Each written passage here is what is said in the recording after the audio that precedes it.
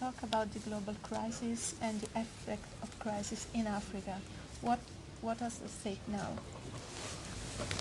Well, of course, the global crisis that is coming to public attention now has been developing in Africa already for a long time, okay? Because the global crisis is an expression of the imposition of neoliberal economic globalization throughout the world. And this has been implemented in Africa for 25 years. So the crisis is evident in the deepening poverty in Africa, the deepening environmental crises, the food crisis. You know that 40% of the population in Africa is, according to the United Nations, malnutrition. We call that starving, okay?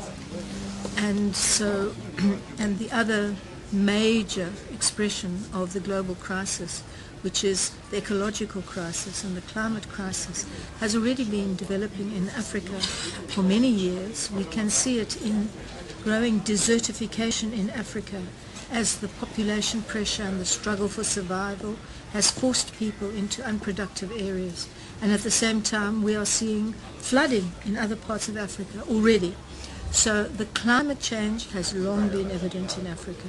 The food change has long been evident in Africa. And the general economic crisis with the economic instability has been evident in Africa for a long time, particularly with the outflow of financial resources from Africa to the rich countries of the north. Yeah? Relate something to us more about the financial flow. The United Nations Conference on Trade and Development has an annual report called the World Investment Report, which is not a radical report at all, but they make it clear that the financial flows around the world, which have been increasing for 10 years, are not coming to Africa.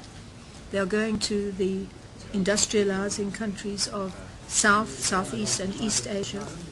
And the capital flows, the investment flows that come to Africa, now it has reached $50 billion a year. But most of that goes only to oil-producing countries. Investment returns, even in other sectors of the economy, is 30% per annum. That means in 3 years, everything that a corporation has put into Africa, they have taken out of Africa.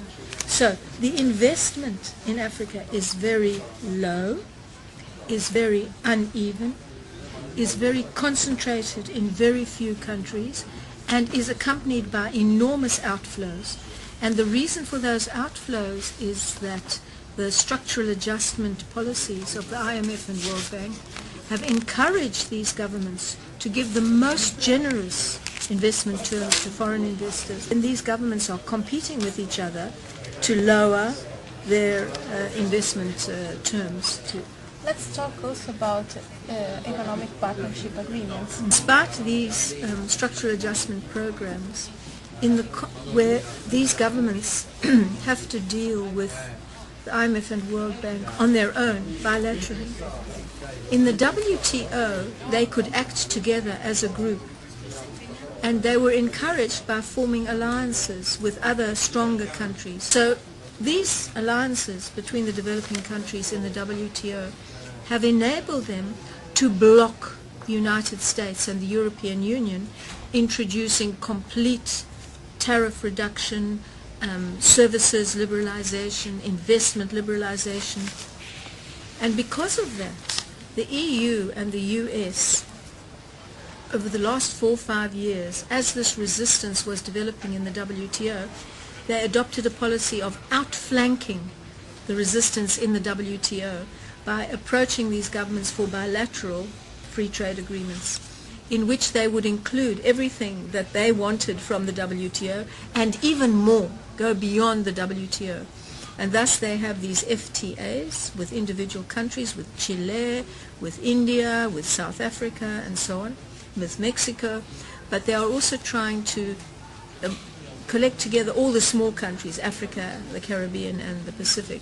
And in those, the European Union has introduced what it calls economic partnership agreements, which is rhetoric, which is propaganda, to cover the fact that these are free trade agreements, including all these other terms that these countries have already rejected in the WTO. But now that they are being dealt with in small groups or individually, it is easier for the European Union to defeat them. And instead of negotiating as regions, the European Union has been dividing these countries. And of course many of these governments have followed the influence of the European Union, has pressurized these governments to sign bilateral agreements with the European Union. But and this way they have seriously weakened Africa. But they have only managed to persuade 18 of the 47 African countries to sign or to agree to negotiate. No African governments have signed agreements with the European Union. But the European Unions are saying these are interim agreements which will become full EPAs soon. And the reason why the African governments agreed to sign these interim agreements was because the European Union was threatening them. The European Union said, if you don't sign these agreements by December 2007, you will face dispute cases in the WTO. The second thing the Europeans said was that if you don't sign these agreements by December, we will raise your tariffs. And many African governments were very worried about that because they depend on market access into the European Union. And then the third thing which the European Union said more covertly was, we will find it very difficult to continue giving you aid unless you cooperate. And then of course the fourth weapon that they used was that they played off these countries against each other.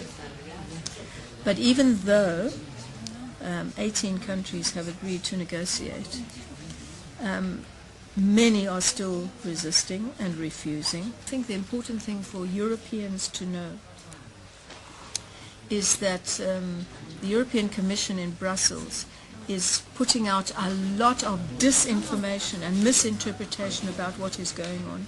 And we hope that Europeans will find out the truth about what is going on. What can we do as civil society in Europe? And I think you must keep up the pressure now that this is an unequal partnership, it is unjust, it is the governments of Africa are very reluctant, and even where they are agreeing to negotiate, it is under extreme pressure. European civil society must ask all the candidates who are standing for the European Parliament what their position is.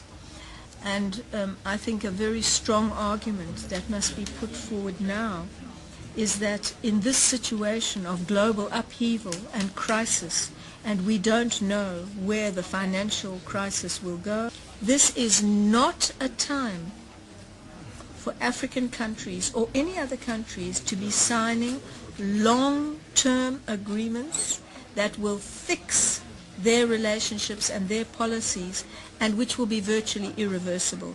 And they don't know what policies they are going to need in the unfolding crisis of the coming years. And therefore, at the very least, there must be a suspension of the negotiation of economic partnership agreements.